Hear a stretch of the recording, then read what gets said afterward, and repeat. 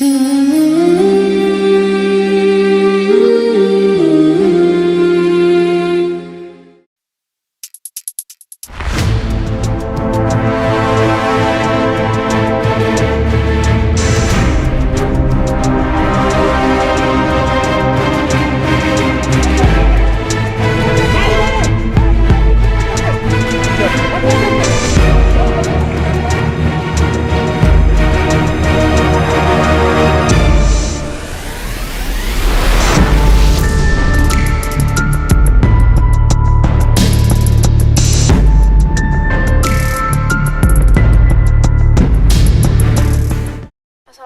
warahmatullahi wabarakatuh. Kami atas nama warga Minangkabau yang masih bertahan di Wamena. Kami atas nama warga Sulawesi Utara.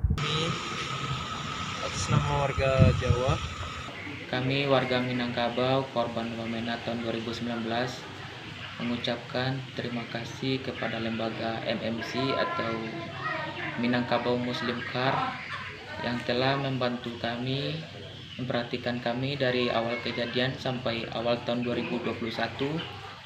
Kami mengucapkan terima kasih kepada lembaga MMC yang selalu memperhatikan kami dan membantu kami. Terima kasih atas bantuan dari lembaga Minangkabau Muslim Care atau MMC. Ingin mengucapkan terima kasih atas bantuan dari lembaga Minangkabau Muslim Care atau MMC.